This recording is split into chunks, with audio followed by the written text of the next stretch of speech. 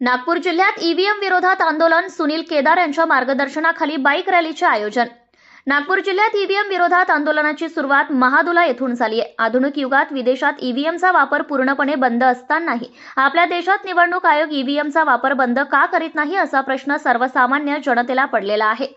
निवडणुकीत ईव्हीएमचा गैरवापर पूर्णपणे बंद करण्यासाठी विश्वरत्न डॉक्टर बाबासाहेब आंबेडकर चौक महादुला ते संविधान चौक नागपूर पर्यंत माजी नगरसेवक रत्नदीप रंगारी यांच्या नेतृत्वाखाली बाईक रॅलीचे आयोजन करण्यात आले होते। या रॅलीमध्ये मोठ्या संख्येने युवकांचा समावेश होता।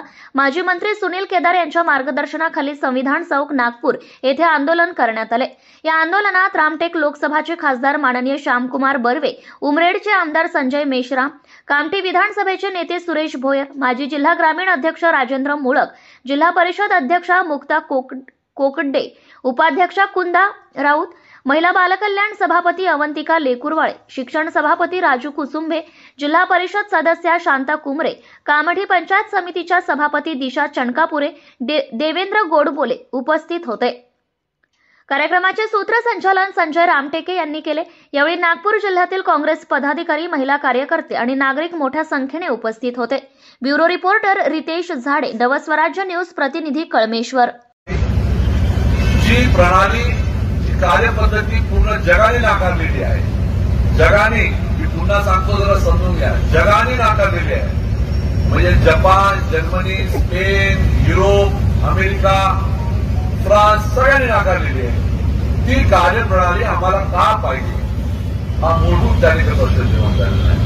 कोणी खूप आम्हाला सांगत असेल की याच्यामध्ये टॅम्परिंग होत नाही, त्या सगळ्या विद्वानांना, त्या सगळ्या सुजाण नागरिकांवर सांगतो, तुमच्या खिशात असलेला जो मोबाईल फोन आहे, त्या मोबाईल फोनची मला गरज नाही।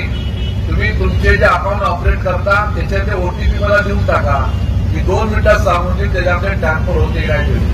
एक वेळ अशी होती की आम्ही शेतकरी आमच्या शेतामध्ये आम्हाला पाणी सुरू करायचं होतं, तर स्टार्टर मोटरची बटन दाबाला त्या मोटरच्या स्टार्टरपर्यंत जावं लागत होतं। आज आमचा शेतकरी घरी बसून स्टार्टर मोटर सुरू करतो, बंद करतो, स्प्रिंकलर सुद्धा ऑन करतो। आणि आताच काही महिन्या अगोदर चंद्रावरचं यान आपलं थोडं बिघडलं होतं, तर आपल्या ज्या वैज्ञानिक त्यांना भारत देशाच्या भूमीवर बसून ते दुरुस्त केलं होतं। इलेक्ट्रॉनिक मशीनचा विषय ट्रान्सफर होतो नाही होतो हे सांगायची गरज नाही। तर कुठलीही इलेक्ट्रॉनिक मशीन असली तर त्याचा सोर्स कोड असतोच। बिना सोर्स कोडची इलेक्ट्रॉनिक मशीन तयार होत नाही। कोणी किती लेवल असेल, आणि ज्यांनी आविष्कार केला, एलन म्हणून जे अमेरिकेतले आहेत, त्यांनी सांगितलेलं आहे की ह्या सगळ्या हॅक होतातच। आमचं एवढंच म्हणणं आहे की ही लोकशाही, या देशाचं स्वातंत्र्य आपल्याला कायम ठेवत असेल तर आम्हाला याचंच उत्तर द्या की जगामध्ये जी कार्यप्रणाली त्या ठिकाणी बंद केलेली आहे सगळ्या देशांनी, ती कार्यप्रणाली तुम्हाला का ठेवायची आहे।